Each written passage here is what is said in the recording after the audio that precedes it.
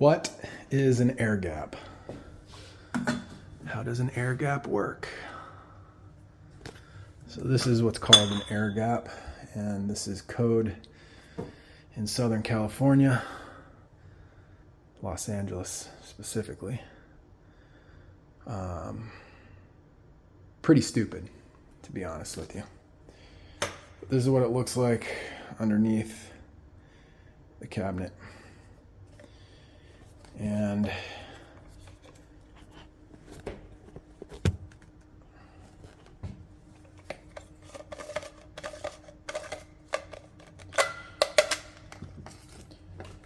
so this little piece right here, this right here,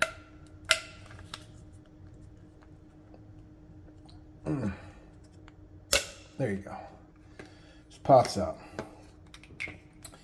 And see how you got this hole right here, and you have this hole right here. So the way this works is, and you only need one of these when you have a dishwasher. So the way this works is the dishwasher drain, the hose, you connect it to this right here with a hose clamp. And this right here goes through, and then it comes out this little hole. And this cap right here remains on the air gap like that. Whoops. You gotta really, there, like this. So that remains on there. And literally that water shoots up this, it hits this cap, and then drains down the other side through this. That's why I have this 7/8 hose. And then that drains into the disposal. The little outlet on the disposal. Or if you don't have a disposal, one of the tail pieces with the little drain ports on it. But that's how the air gap functions. Again, pretty stupid, but the thought process behind it is that if there was ever a backup, and see these little holes right here? The thought process is that if there was ever a backup for the sink, right? The dirty water would come back through this one, right? And it would go up, and then it would discharge out of these little holes, the dirty water. Because this little opening for the drain for the dishwasher is above these. It's like right up there. So the likelihood of dirty water getting back into this hole is slim to none.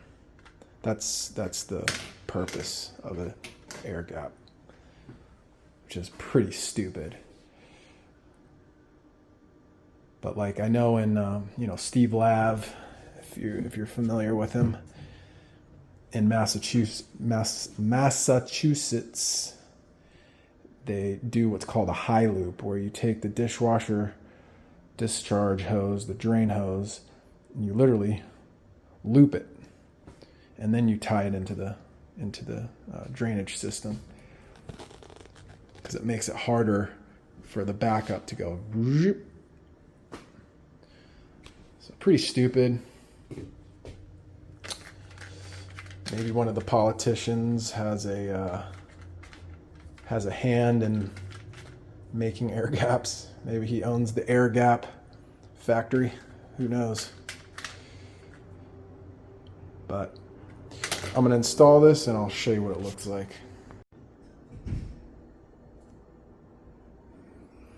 Okay, let me see if I can position myself.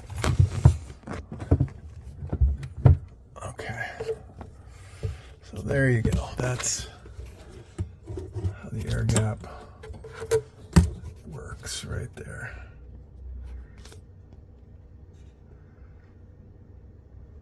Got the dishwasher hose, the corrugated one there. It's all using hose clamps.